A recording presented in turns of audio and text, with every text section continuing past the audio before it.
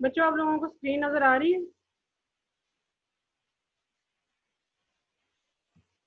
Ji ma'am.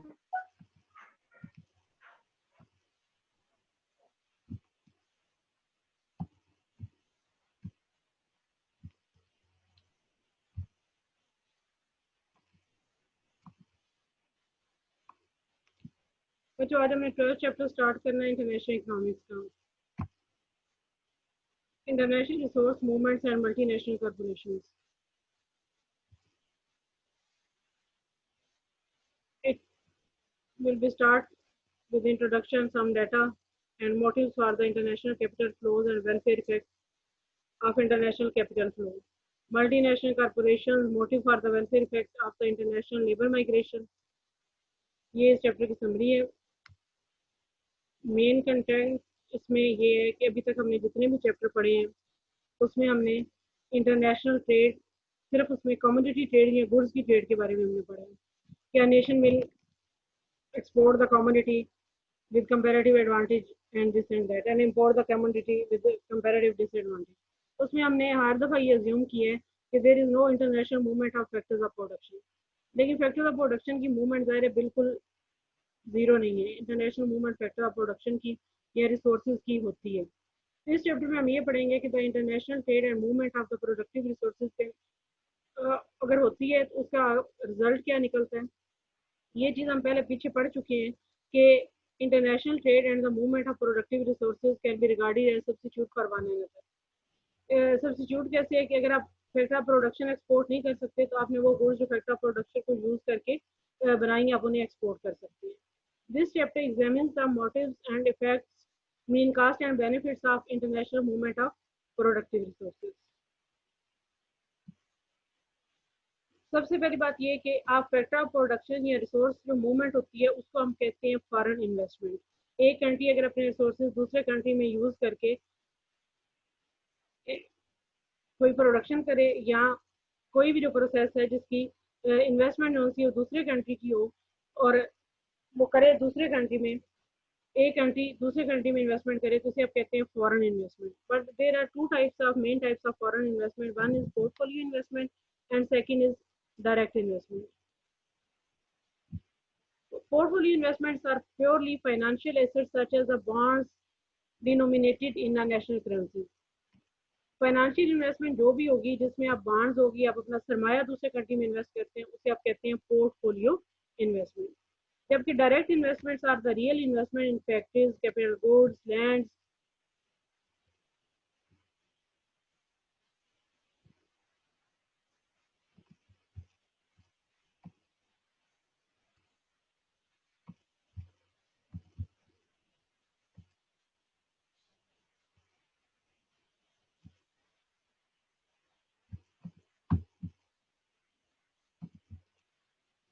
And inventories where both capital and management are involved and the investors retain control over the use of invested capital.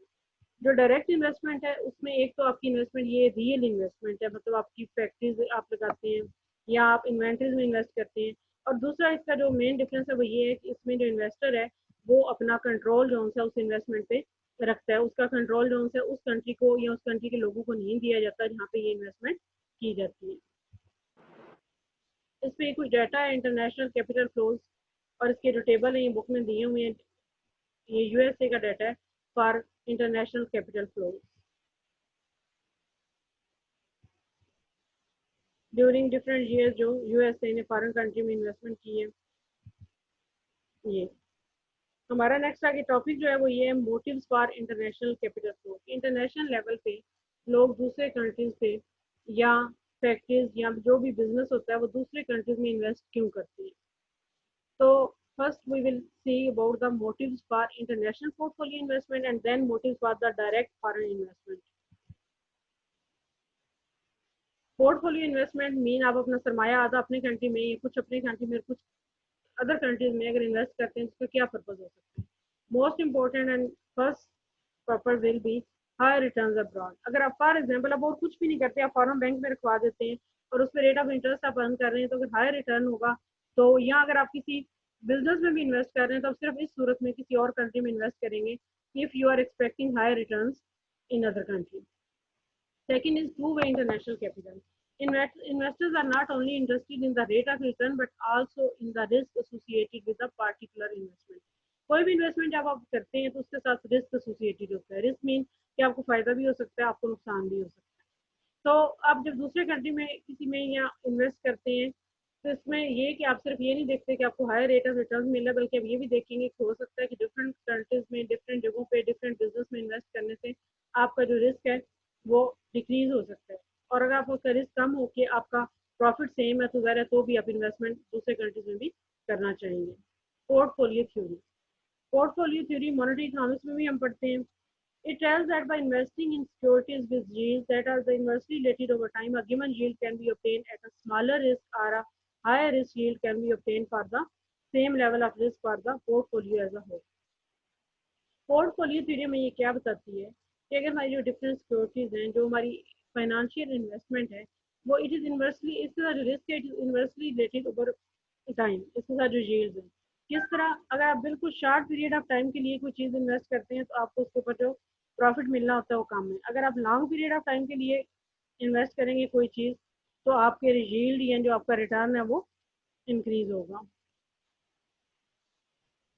तो अपने risk को minimise करते हुए अपने profit या अपनी earning को मैक्सिमाइज करने के लिए आप पोर्टफोलियो थ्योरी को सामने रखते हुए, ये पोर्टफोलियो थ्योरी लोगों ने नहीं भी पढ़ी लेकिन वो अपने रिस्क जो है उसको मिनिमाइज करना चाहते हैं, अपनी अर्निंग को इंक्रीज करना चाहते हैं अपनी गिवन सरमाए पे, तो वो ज़ाहिर है कि इसको ऑप्ट करेंगे कि डिफरेंट कंट्रीज में डिफरेंट बिजनेस में इन्वेस्ट करें.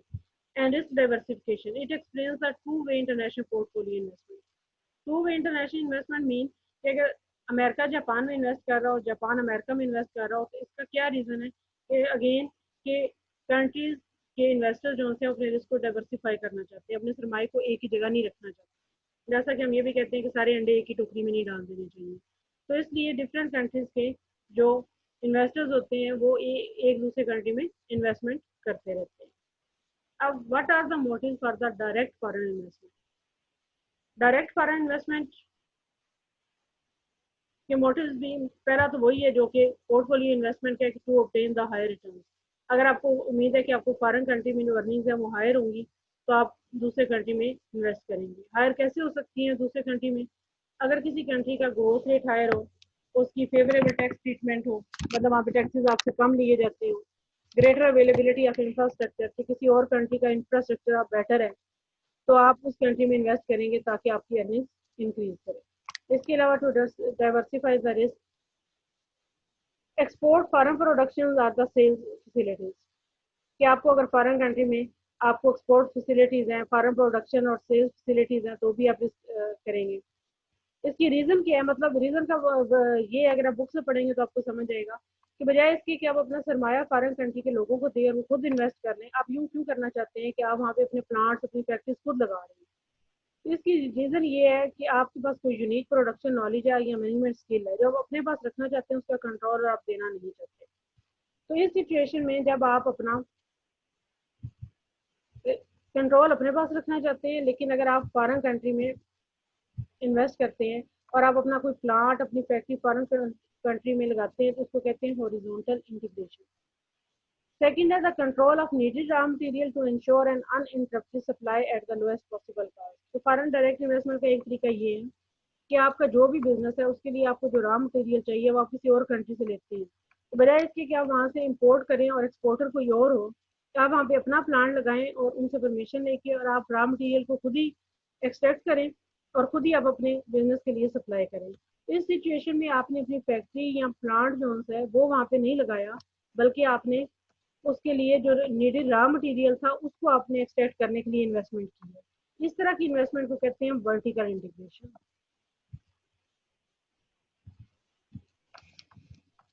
Motives for foreign direct investment, इसके अलावा क्या रीजन है to avoid the foreign tariff and other restriction. कि अगर आप अपनी कंट्री में गुड्स प्रोड्यूस करके एक्सपोर्ट करते हैं तो हो सकता है कि उस पर टैरिफ रेट ज़्यादा हो सकता है उसके ऊपर रिस्ट्रिक्शन ज़्यादा हो.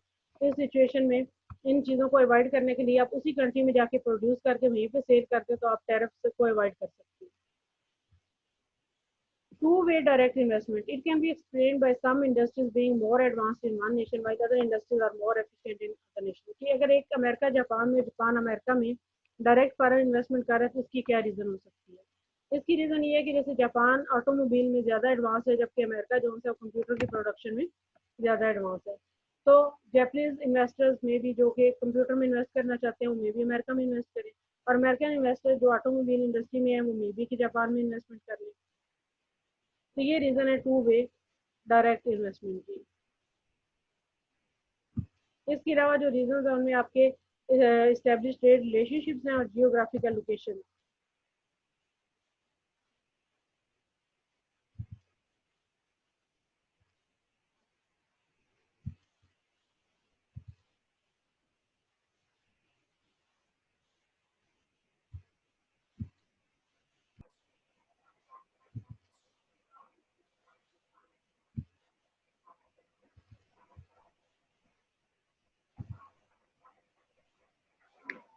ये जो हमने अभी तक पढ़ी है, ये थी कुछ डेफिनेशंस और रीजन। एक तो ये मतलब जो आप फॉरेन कंट्री में आपकी इन्वेस्टमेंट है वो टू टाइप्स हैं, एक पोर्टफोलियो इन्वेस्टमेंट एंड दूसरी क्या है direct foreign investment. And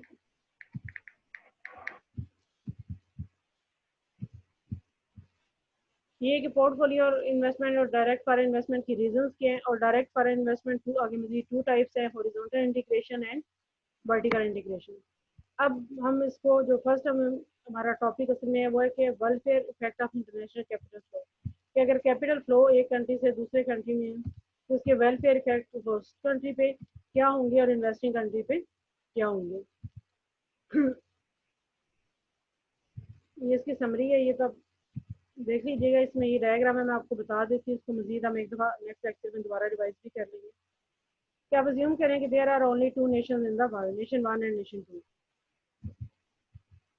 Now again there is total O dash amount of capital in the world. O dash capital which we are presenting at the x-axis.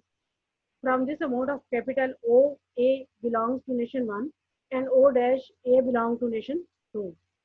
इस situation में VMPK1 is the value of marginal productivity of nation 1 and VMPK2 is value of marginal productivity of capital of nation 2.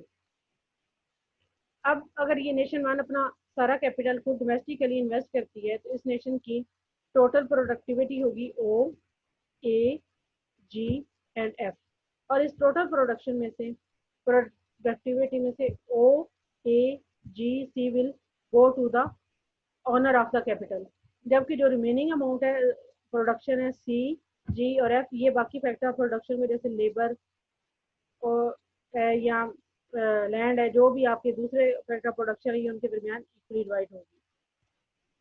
इधर अगर हम nation 2 की बात करते हैं तो O डैश ए कैपिटल जब ये डोमेस्टिकली इन्वेस्ट करती है तो इसकी टोटल अर्निंग है O dash A M and J. अब ये जो M O dash A M और जे है, इसमें से इस नेशन में चूंकि कैपिटल की अमाउंट कम है तो O dash A M H zones है, ये सारा का सारा अर्निंग जोन्स ये कैपिटल के ओनर्स को मिलेगी।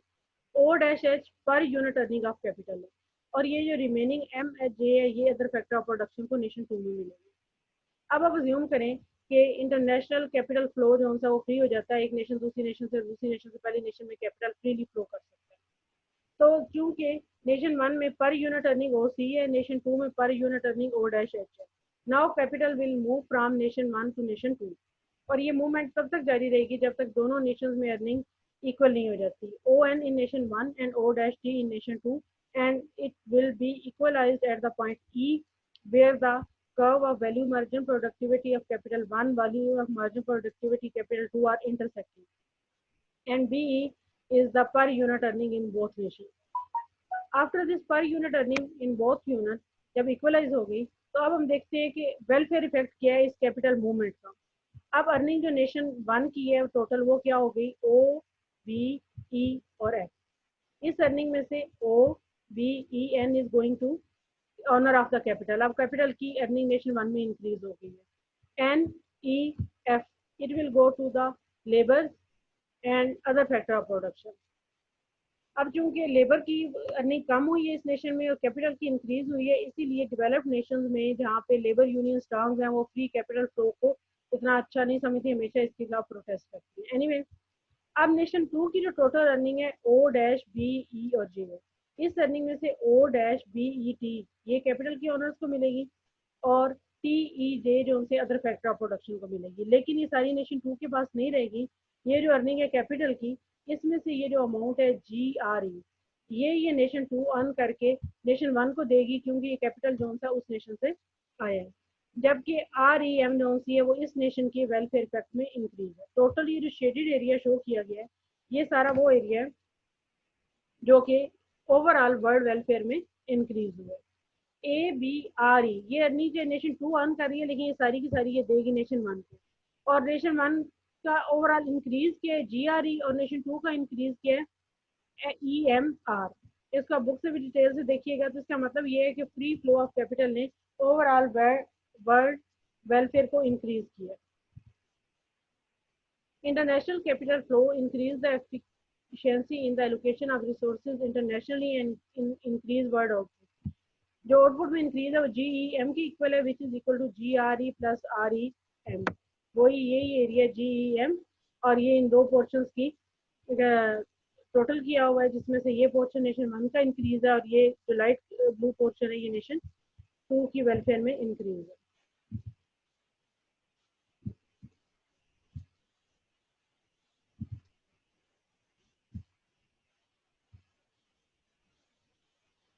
बच्चों इसमें कोई क्वेश्चन हो तो आप पूछ सकते हैं। और आज क्लास में सिर्फ 18 बच्चे हैं, तो यार मुझे 18 बच्चों की अटेंडेंस भेजिएगा।